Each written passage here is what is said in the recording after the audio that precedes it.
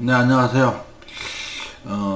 지난 금요일 뉴욕 증시가 S&P 500이 마이너스 3%, 나스닥이 4% 급락하면서 뉴욕 증시 급락에 따른 대응 전략, 그 다음에 전망에 대해서 긴급 시황 방송을 녹화하고 있습니다. 아마존이 14% 폭락하면서 나스닥이 마이너스 4% 급락했고 S&P 500이 마이너스 3.6%, 다우지수가 마이너스 2.7% 급락했습니다. 이 하락장이 계속 이어질 것인지 또는 일시적일 것인지 그 부분은 좀 자세히 면밀히 들여다봐야 되는데, 이유는 이제 아마존이 예상치 못한 적자 발표에 14% 급락, 아마존이 7년 만에 처음으로 분기 적자를 기록. 이것 때문에 시장이 긴장하고 있습니다. 아마존이 적자 이유는 이제 임금 및 배송비가 상승했고, 우크라이나 전쟁으로 인해서 연료비가 기름값이 많이 올랐죠. 연료비를 끌어올리면서 실적에 역풍이 일었던 것 같고요. 그 다음에 지난 하반기에 투자를 좀 많이 했어요. 투자를 많이 하면서 고정비용 부담이 커지고 이러면서 이것이 좀 녹아 스며들 때까지 시간이 좀 필요할 것 같습니다. 그래서 지난 1분기 임금과 생산성 향상 비용을 포함해서 60억 달러, 우리나라 돈으로 한 7조 원 정도요. 7조 원 정도 추가 비용이 발생하면서 7년 만에 적자가 벌어진 거죠. 그래서 각 증권사마다, 애널리스트마다 아마존 목표 주가가 있는데 하향 조정했다. 어떤 애널리스트는 목표 주가 5,000달러에서 3,800달러로, 어떤 데는 4,250달러에서 4,000달러로 하향 조정했다. 또 한편으로서는 이제 아마존의 장기적으로는 좋다는 거죠. 거기다 투자를 했잖아요. 투자를 했는데 그것이 실적으로 전환된다면 장기적으로는 당연히 좋겠죠. 인플레이션과 공급망 문제로 일시적인 충격일 것이다, 이렇게 말합니다. 어쨌든 시장에서 시가총액 두 번째 정도 높은 큰 기업인 아마존이 급락하면서 테슬라는 보합이네요. 엔비디아 마이너스 6%, 인텔 마이너스 6.9%, AMD 마이너스 4.9%, 반도체 관련주 급락했고요. 그 다음에 금융주, JP모건 체이스 마이너스 3%, 뱅크 오브 아메리카 마이너스 3%, 웰스파고 3.4%, 골드만삭스 한 4% 정도 내렸어요. 일단 현재까지 S&P 500 기업 중에 절반가량이 분기 실적을 발표했는데, 이 중 80%가 시장 전망치를 상회하고 있어요. 근데 아마존이 워낙 시가총액이 큰 종목이다 보니까 시장에 미치는 영향이 좀 컸던 것으로 보이고요.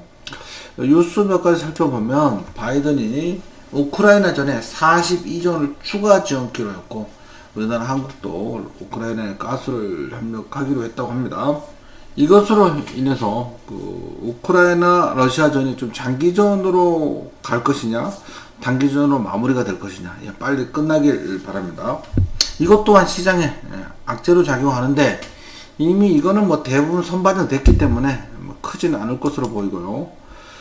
바이든 대통령이 내달 20일에서 22일 방한을 해서 한미 정상회담을 한다고 합니다. 그럼 여기 관련돼서 그죠? 삼성전자라든지 또는 타이어 관련주, 철강 관련주, 또는 반등빈 관세가 많이 매긴 업종, 이런 종목들에 대해서 좀 기대를 할 것 같고요. 어쨌든 이 소식에 지난 금요일 삼성전자가 3% 이상 급등하기도 했습니다. 삼성전자 3%면 급등이죠. 자, 이거는 이제 러시아하고 우크라이나 전선인데, 지금 강하게 막고 있고, 우크라이나에서는, 또는 러시아에서도 강하게 압박해서 우리나라 옛날 휴전 때 고지 쟁탈전 하듯이 그렇게 하고 있습니다. 이번 전쟁으로 인해서 가장 큰 피해자는 러시아일 것 같고요. 가장 큰 수혜자는 미국일 것 같아요. 미국은 이 우크라이나 전쟁으로 인해서 잃는 것이 없어요. 연준의 대규모 양적 완화 정책으로 인한 달러가 우크라이나 전쟁으로 인한 유가 상승으로 인한 것이다, 그래서 핑계도 되고요.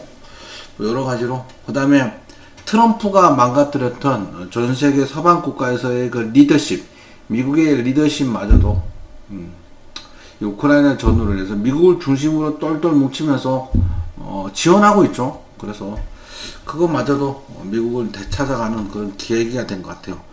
이번 전쟁으로 인해서 가장 큰 수혜자는 미국, 가장 큰 피해자는 러시아 아닐까 싶습니다. 어쨌든 이 지역별로 국민투표 실시한다고 하죠. 그래서 크림반도처럼 자치구 설치할 모양입니다.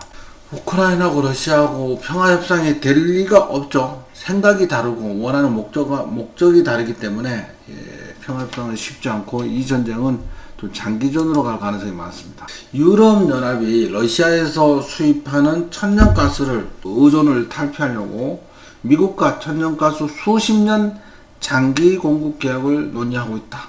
더 이상 러시아에서 천연가스를 공급받지 않는, 만약 이렇게 된다면 러시아는 정말 혹한을 맞이할 수 있어요. 굉장히 어려운 지경에 빠질 수도 있어요.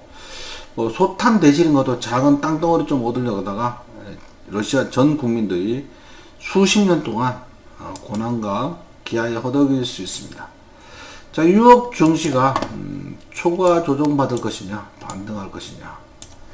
자, 추가 조정 가능성에 대해서 그 이유 사유를 좀 살펴보면 5월 3일 4일 FOMC 열리죠. 여기서 이제 0.5% 금리가 인상될 것인데 요거는 시장에 선반영 됐다고 보는 거죠. 국제유가가 104달러 이상에서 움직이고 있는데 여기 좀 내려와야지 인플레이션이 잡는 거잖아요. 얘가 104달러 이에서 100달러 위에서 유지되고 있다는 거는 증시로서는 좀 좋지 않습니다. 러시아 우크라이나 장기전도 유가가 내려가는데 제한되기 때문에 이것도 좋지 않고요. 10년물 채권 금리가 급등하고 있죠.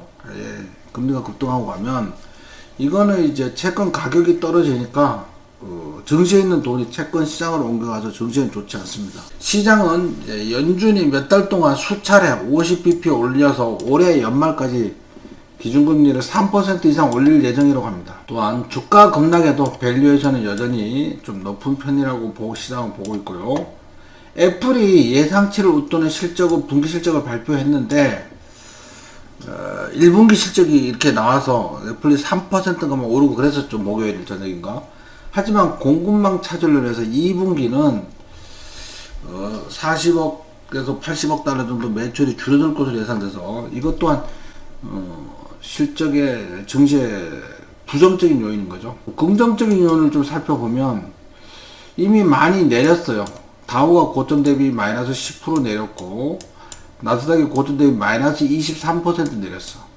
S&P 500이 마이너스 13% 내려서 고점 대비 많이 내렸기 때문에 이제 낙폭과대 반등, 기술적 반등이 나올 구간이 됐다. 그렇게 합니다. 그래서 나스닥은 4월에만 13% 정도 내렸어, 그죠? 그 다음에 기준금리 인상하고 나면 실적이 좋아질 것으로 예상돼서 기준금리 이후 증시가 계속 오른 경향이 있었습니다, 과거에.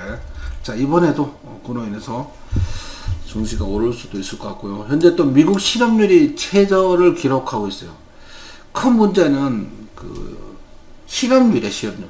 실업률이 완전고용 상태에 있다면 증시는 그렇게 너무 약하지 않습니다. 그래서 이런 것들이 긍정적인 요인이다. 지금 이제 우리 전략은 어떤 전략을 짜야 되냐면 확실한 반도체로 나올 때까지 현금 비중을 늘려야 되겠죠. 현금 비중 늘리면서 급락장 손절을 하게 되겠죠. 이거는 반등장의 가장 강력한 무기이기 때문에 이거 손절이라고 생각하지 말고 그냥 주식 비중을 늘린다 이렇게 생각해야 돼요. 현금 비중 늘리라 그러고 매도하라 그러면 많은 사람들이 손절을 두려워하기 때문에 손절이라고 생각하는 경우가 있어요. 아니 지금 시장이 나빠서 현금 비중 늘리는 겁니다. 어렵지만 반드시 리딩들 하는 것이 가장 좋습니다. 그 다음에 반등 신호 나올 때 가장 강하게 상승할 종목을 골라야 되겠죠. 업종을 고르고 종목을 골라야. 이런 종목들을 편입을 하나 둘씩 하는 거죠. 시장 대비 강한 종목 선별 작업을 지속하고 있는데 예를 들자면 누리호 발사나 달 탐사선 관련주처럼 우주항공주 일정이 확실하죠. 6월 15일 발사, 8월 1일 발사. 누리호 6월 15일 발사, 달 탐사선은 8월 1일 탐사. 그래서 여름 수혜주, 올여름은 무척 덥다고 하거든요. 태풍도 오고 그러겠죠. 내일부터 마스크를 거리에서 완전히 벗는 거죠. 그러니까 네 오프닝 관련주들도 한동안 좋은 흐름 나올 수도 있고요. 새로운 정부가 들어서잖아요. 새로운 정부가 들어서면 이게 관련된 정책주 다시 한번 살펴봐야 될 것 같습니다. 어제 유혹 증시가 많이 내렸는데 제가 볼 때 이게 계속 내릴 것 같지는 않아요. 월요일 증시 유혹 증시가 반등 나올 가능성이 매우 높다고 생각하고 있습니다. 만약 그럴 가능성이 있다면 월요일 아침에 내일 아침에 미국 야간 선물이 플러스로 출발한다면 물론 우리 증시는 하락 출발할 가능성이 매우 높습니다. 하락 출발하는데 그 하락 출발한 시점 시가 부근이 저점에서 반등 나올 수도 있습니다. 그렇게 되길 기대합니다. 어찌됐든 추가로 더 하락한다면 현금 비중 늘리는 전략으로 반등장을 대비하는 그런 전략으로 대응하면 될 것 같습니다. 자, 혼자 너무 어려우신 분들은 반드시 리딩대로 하시기 바랍니다. 이렇게 변동성이 커지고 조정장이 많을 때는 혼자 하시면 안 돼요. 본인 생각대로 하시면 안 돼. 반드시 리딩대로 하시기 바랍니다.